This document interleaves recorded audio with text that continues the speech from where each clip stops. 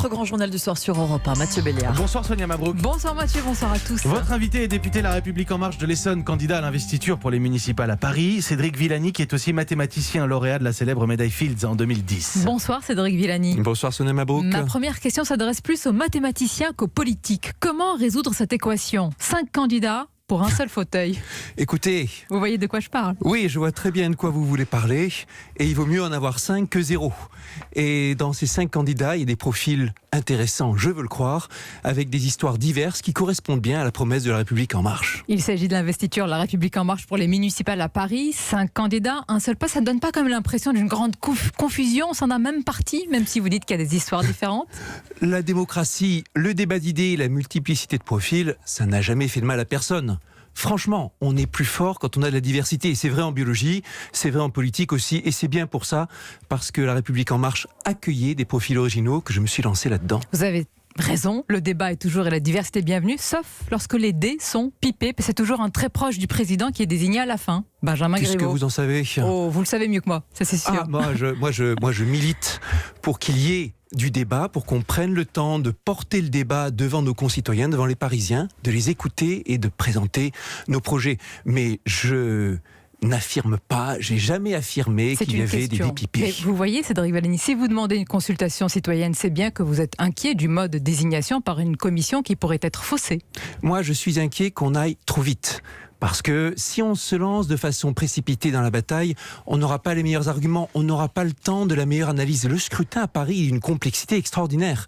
Dans une tribune que nous avons publiée avec d'autres candidats, des élus de la région parisienne et de Marseille, nous militons pour qu'il y ait ces consultations que la CNI peut lancer pour aider au choix des projets, au choix des Démarrons candidats. ce soir, pour ceux qui vous écoute, quelle différence avec les autres candidats de votre propre parti ?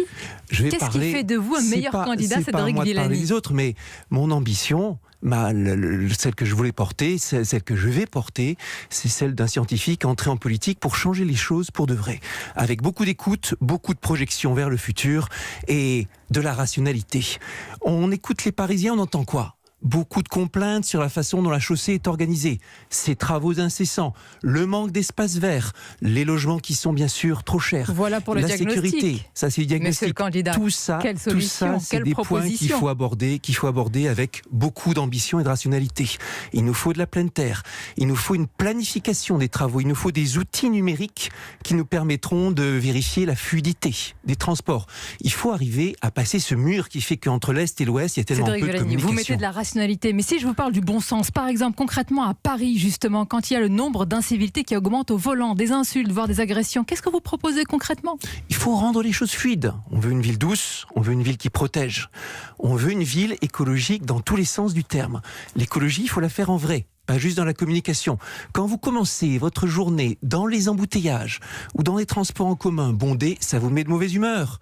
Ça augmente les incivilités, ça augmente le stress, la pollution aussi, ça Cédric augmente la Villani, maladie. vous avez dit ville douce, forte, très forte augmentation de la délinquance à Paris, vol à la tire, dégradation, cambriolage. Vous avez du pain sur la planche pour en faire une ville douce. Nous avons du pain sur la planche. Toute ma vie, je me suis attelé à de grands projets. On s'est lancé dans lesquels je me suis lancé sans avoir la solution au début et pour laquelle tous les obstacles, petit à petit, avec beaucoup de sens collectif et beaucoup d'écoute, j'ai pu les résoudre. Dans l'actualité, c'est un serpent de mer en politique. Faut-il légaliser le cannabis ? Il y a une proposition de loi déposée en ce sens pour une légalisation encadrée. À titre personnel, est-ce que vous y êtes favorable ? À titre personnel, je suis ouvert à la discussion. Il y a une ligne rouge, il faut protéger à fond nos jeunes. Et pour le reste, pour ce qui est du cannabis récréatif, je suis ouvert au débat.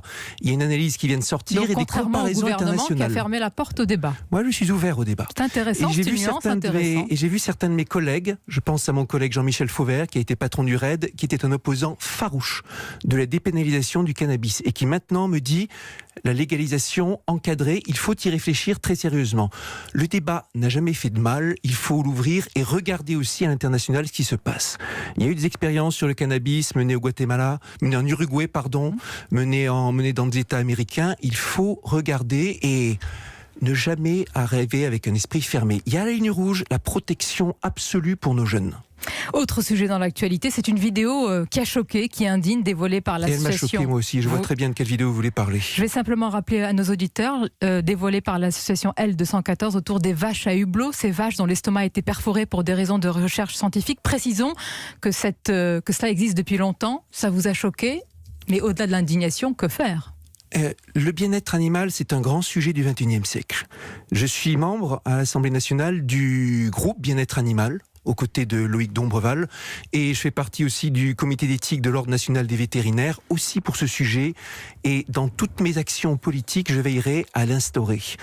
Nous avons mené des auditions précisément sur ce sujet à l'Office parlementaire scientifique. Comment favoriser la diminution de l'utilisation des animaux dans les expériences, la diminution aussi radicale que possible.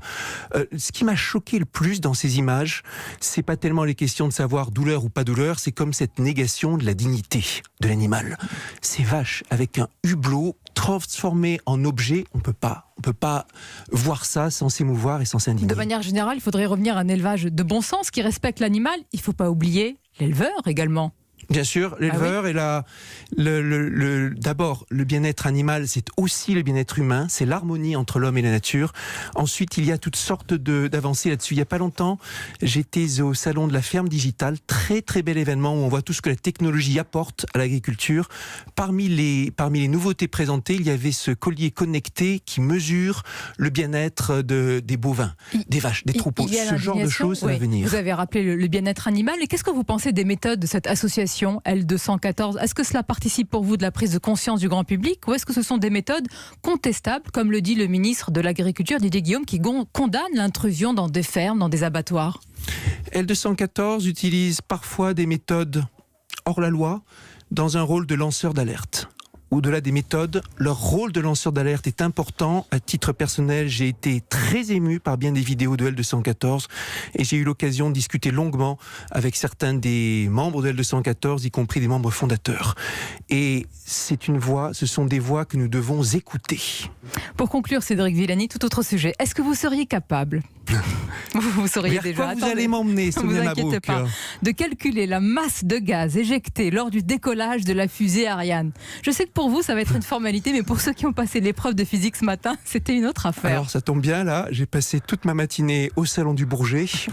Beaucoup de temps à admirer les réalisations en matière d'espace. C'est inouï. Ce que nos ingénieurs du CNES, vous apprenez de encore l'ONERA des choses quand quelqu'un comme vous se rend dans ce salon. Chaque jour de ma vie, j'apprends des choses. Et là, tout à l'heure, j'ai vu des merveilles. Et même découvert des pépites dont le siège se trouve dans ma circonscription en Essonne. Et j'ai pu admirer le savoir-faire français en matière de lanceurs, en matière de satellites. C'est vital que nous conservions nos crédits de recherche et que nous continuions à encourager ce domaine dans lequel nous sommes un leader européen, dans lequel nous sommes l'un des leaders mondiaux. Toujours encourager les savoir-faire français, même si vous n'avez pas répondu à ma question sur l'équation. C'est une question de technologie, d'utilité, de souveraineté et de rêve. Ça fait briller les yeux des enfants et des adultes de l'espace. Et ça fait du bien également. Merci Cédric Villani, merci d'avoir été notre invité ce soir sur Europe 1.